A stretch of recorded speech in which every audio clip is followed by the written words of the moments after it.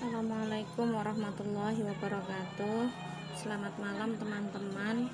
Di sini saya akan mencoba memberikan sedikit masukan tentang analisis SWOT yang sebagai gambaran ya. Ini sebagai gambaran yang sudah saya buat. Ini hanya untuk masukan saja. Nanti kalau teman-teman mau memberi tambahan, memberi atau tidak menggunakan ya nggak masalah.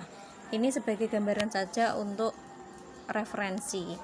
Nah, analisis SWOT ini kita menganalisis dari pelatihan pembuatan masker di Darul Hadonah.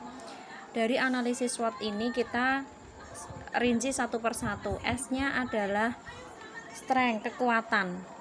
Kekuatan apa yang bisa kita dapatkan atau kekuatan yang apa yang ada yang di masa sekarang ini yang bisa kenapa kok kita menjadikan pelatihan masker ini menjadi pelatihan atau menjadi program unggulan. Yang pertama, karena masa pandemi sekarang ini menjadi menjadi alasan pertama untuk memberikan pelatihan. Nah, kenapa? Di masa pandemi ini orang-orang itu banyak yang terkena PHK, kemudian banyak teman-teman yang bingung mencari kerja dengan jam yang terbatas dan sebagainya. Nah, atau yang kedua, di masa pandemi ini kita dituntut untuk menjaga ketahanan pangan kita. Menjaga ketahanan pangan kita di sini dengan salah satunya dengan pembuatan masker. Nah, dengan cara pelatihan pembuatan masker ini kalau sudah jadi berarti kan kita bisa membuat masker sendiri untuk kita jual. Kita mendapatkan uang untuk menjaga ketahanan pangan kita. Kemudian yang ketiga, dapat meningkatkan skill.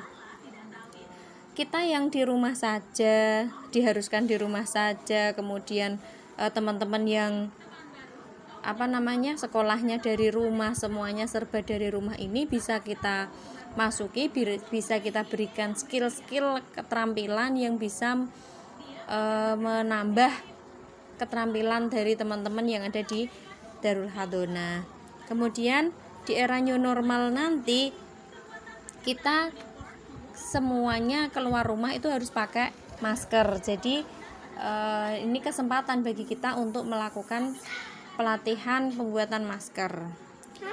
Weakness-nya atau kelemahannya di sini adalah kita sebagai pemula. Maksudnya orang-orang yang kita latih itu membuat maskernya sebagai pemula. Jadi kalau pemula itu biasanya masih banyak kesalahan, entah itu guntingnya salah dan sebagainya, itu butuh modal. Nah, kita belum punya modal yang banyak untuk memberikan pelatihan ini.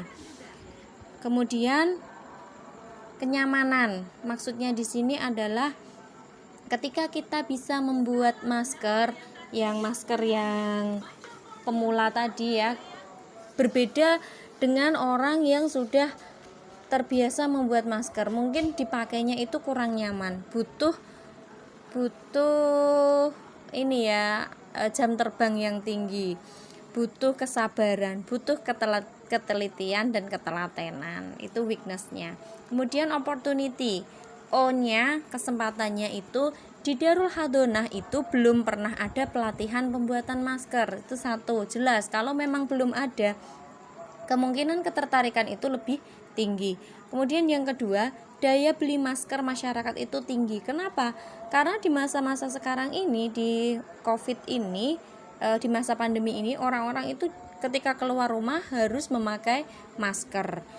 Terus setiap orang wajib memiliki masker, sehingga ini menumbuhkan kesempatan bagi kita ketika ingin membuat pelatihan pembuatan masker. Yang keempat, kesempatannya adalah salah satunya satu orang itu mempunyai masker itu lebih dari satu. Coba kita bayangkan diri kita sendiri aja, masker yang kita punya berapa? Nah, itu bisa kita terapkan di orang lain ketika orang lain mau memakai masker. Orang itu memakai masker kan ganti-ganti. Jadi ini kesempatan kita untuk membuat masker. Treatnya atau ancamannya di sini adalah yang pertama segmen pasar.